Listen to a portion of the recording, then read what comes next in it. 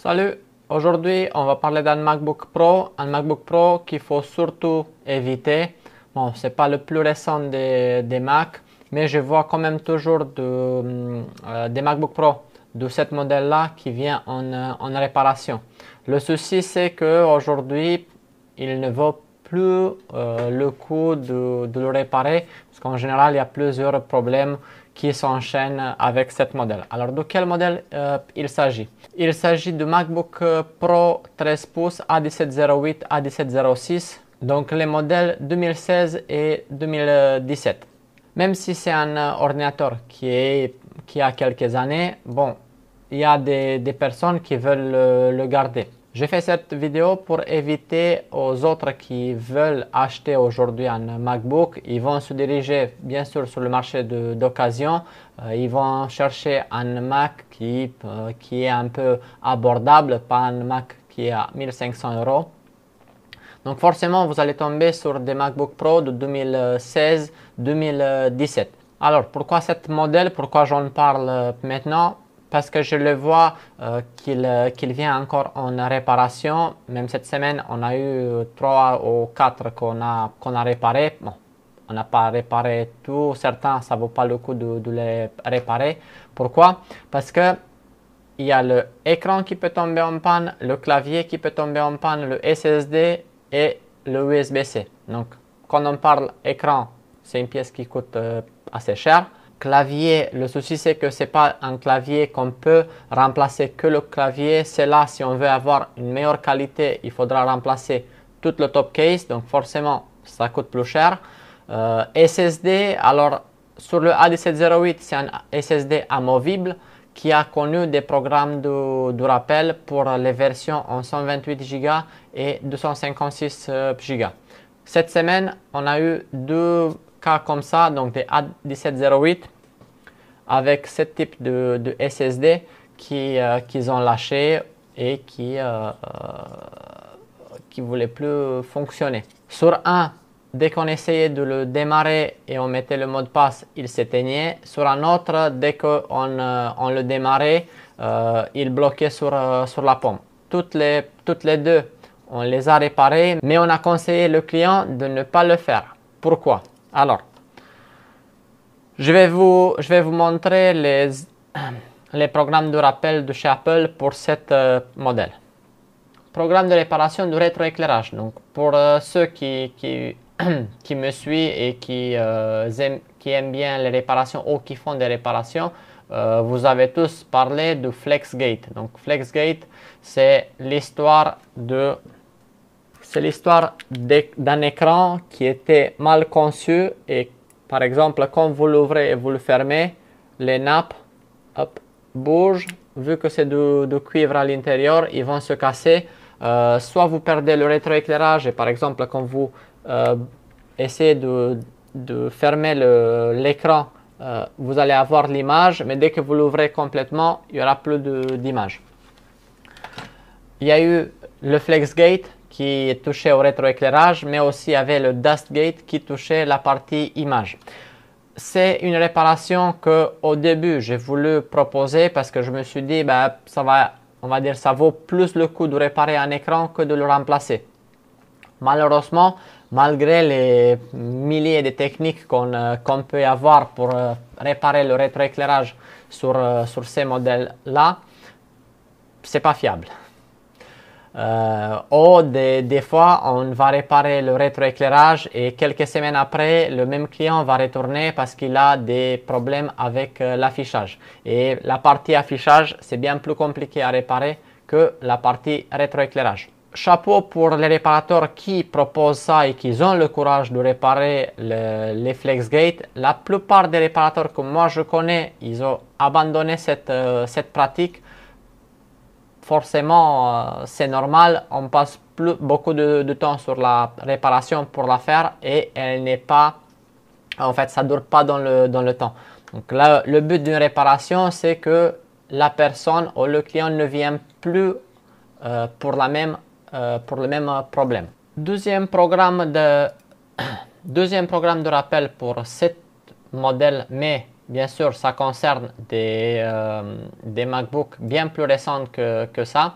Donc, on voyait, ça a commencé avec le MacBook Retina 12 pouces en début 2015. Bon, c'est là, c'était les pires des Mac qui existent. C'est là, si vous avez un Mac comme celui-là et il est défaillant, ne essayez pas de me contacter pour le réparer. C'est là, c'est refus direct. Et j'espère qu'il y a d'autres confrères qui sont de la même opinion. C'est des jolies machines, mais c'est tout.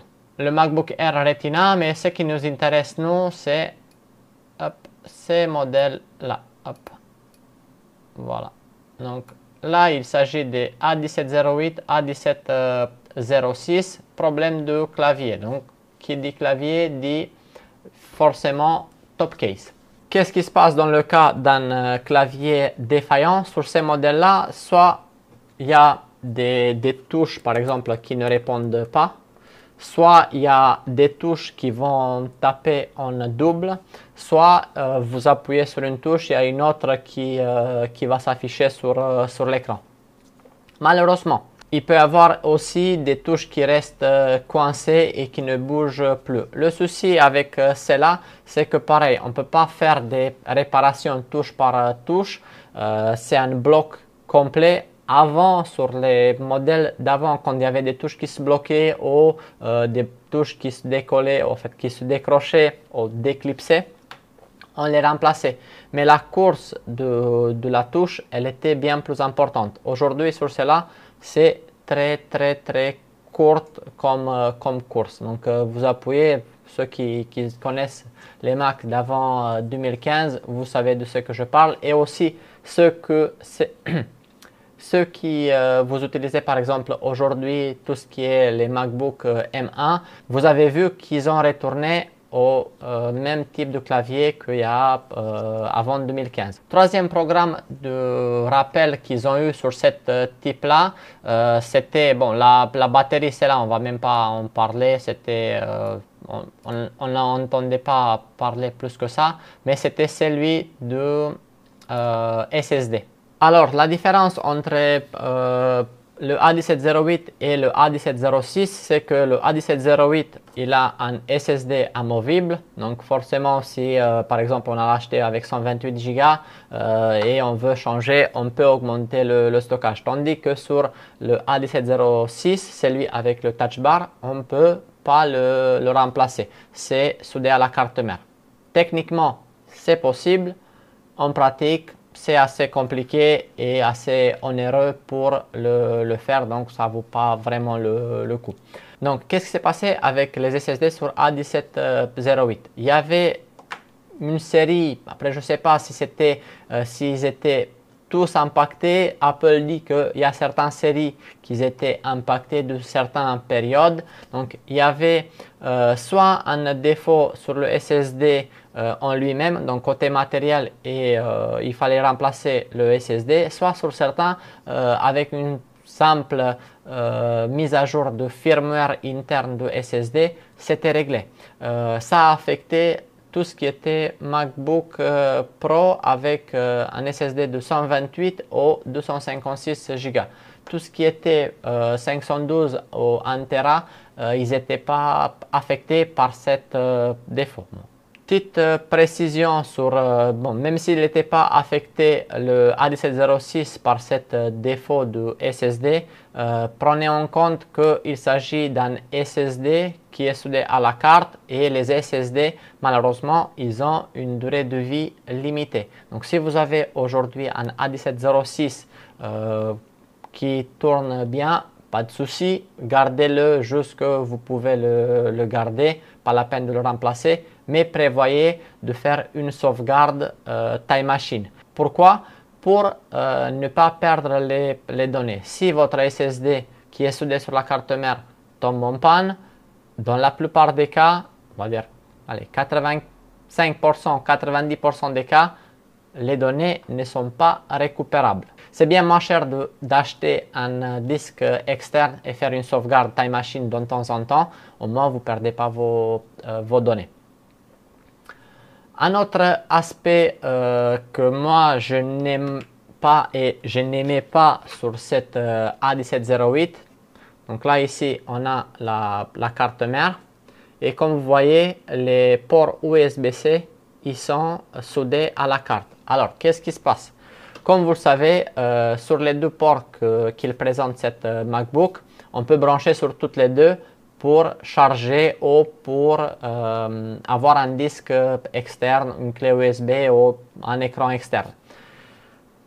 À force de brancher, débrancher, brancher, débrancher avec les années, cet port USB va être endommagé.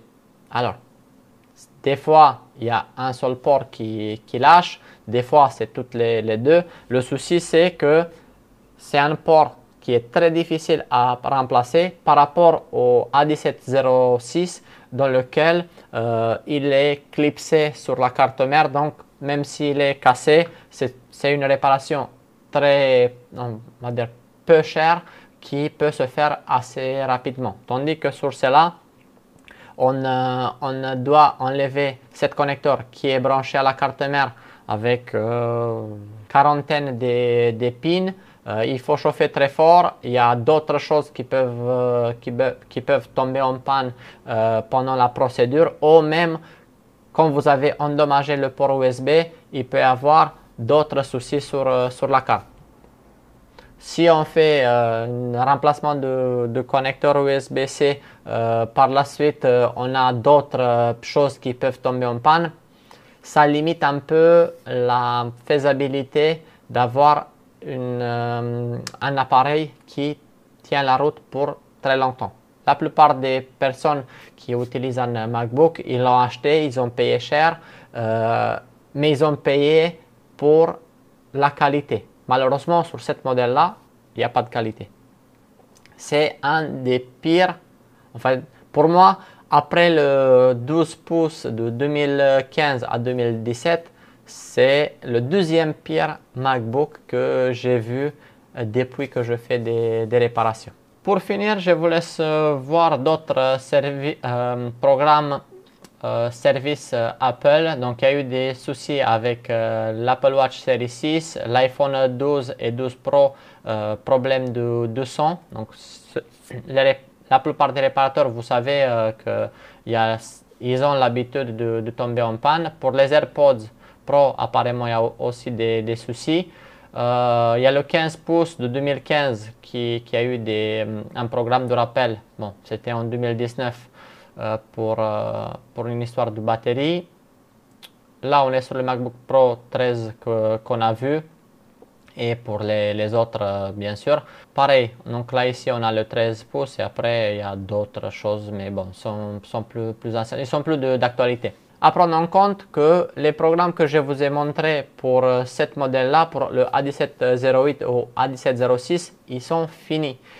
C'était des programmes de rappel qui ont duré, en général, qui durent 4 ans après la date de mise sur le marché de l'appareil.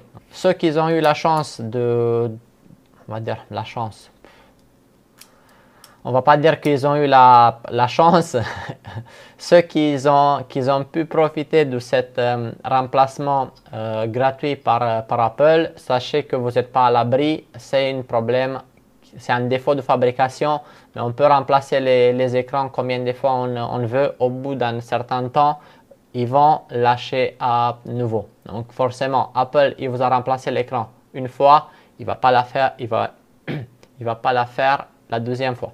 C'est tout pour cette vidéo. À la prochaine.